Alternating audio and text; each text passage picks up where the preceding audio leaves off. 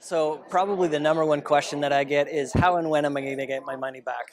Well, again, one of the things I love about notes is that there are many different ways that you can exit out of the note. Um, with a property, basically you've got two options, and that's either sell the house or rent it.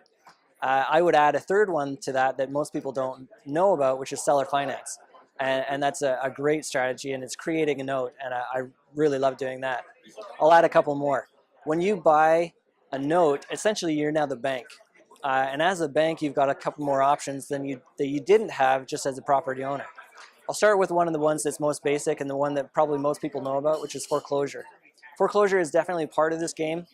99% of the time when I'm foreclosing, it's because the property's already vacant, but it is part of the game, part of the exit strategies that you are going to use and you will employ over time.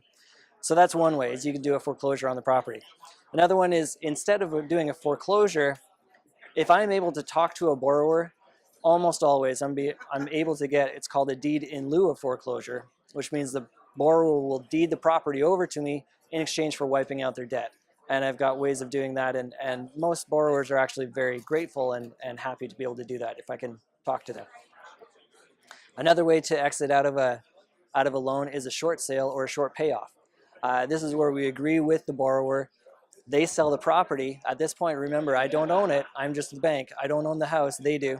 So they sell the property. Whatever they sell it for becomes my payoff. And that's an agreement that we've come to, and that works out quite well.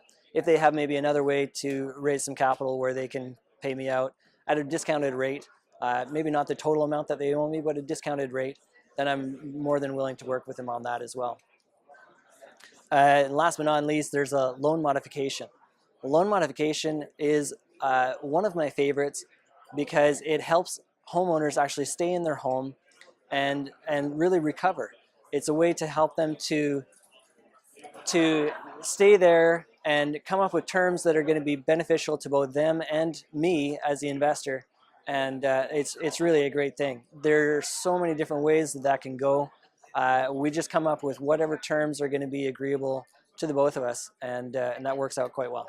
Well, those are different exit strategies that you sure don't have available to you as a property owner, and it's one of the things I love about notes.